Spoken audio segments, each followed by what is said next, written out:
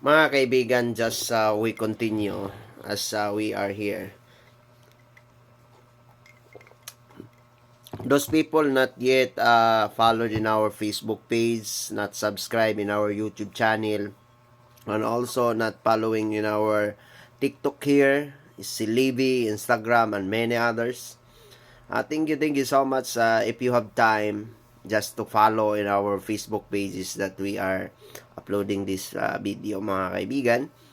And especially to all my organic followers around the world, especially to all the OFW, stay be good health and be comfort in yourselves, and to all the people around the earth, especially from the Middle East countries, United States of America, China, Russia, and many others. Thank you so much for watching and viewing our video.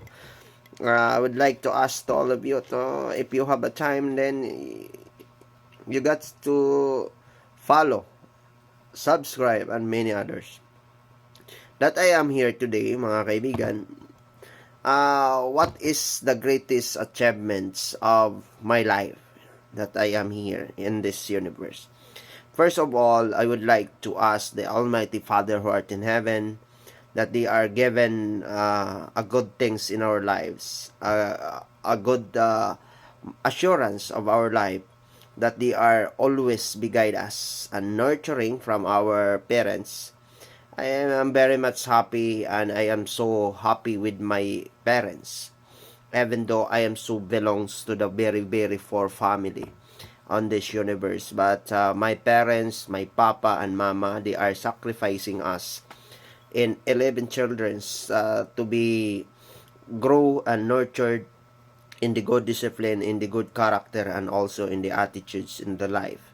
So that's why, mga kaibigan, I am here today to see to it that I am so happy with that life, with this in this life, mga kaibigan. But sometimes life is not easy. No? Sometimes we need to sacrifice things in order to be understand, in order to fix those things that we need to come up and to come in our life in the near future. So that's why, as long as it is not a time fast, or it is not hurry upping, or to hurry up the time to reach up our what we need in our life. So it should be done by many more sacrifices in their life. So that's why all the things in this universe, in the highly civilized of the humanity, mga kaibigan, just to understand that the God is always putting us in the good way of the good assurance in the near future of life. So that's why, mga kaibigan, just to understand things in life, especially when we are in sacrifice all the way of this life, because life, it is not easy, it is not to become comfortable what we are doing right now. It should be in the strong character, because those people who are asking a favorite life in this universe and asking favor, asking equality, that is the weakness, the weakness in character in this life, because this world is not going to reward those people in weakness of that kinds of character, because strong in character will be rewarded by this universe, that we are going to stand what we are, and we are going to stand in the near future on how we are to stand alone without others. So we need to build up in our good relationship by God and ourselves, and towards the people around this universe, because this universe is composing of the many more complex. So as the good thing in this life, you need to understand that life, it must be, or you must be, to know first who you are, who we are in this life.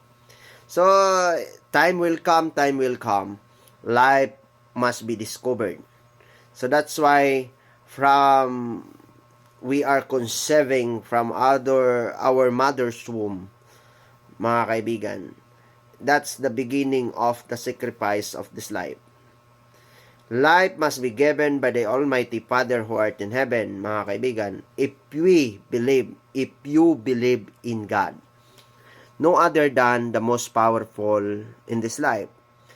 The greatest weapon in this life, mga kaibigan, in order to sacrifice, the greatest weapon is to the prayers.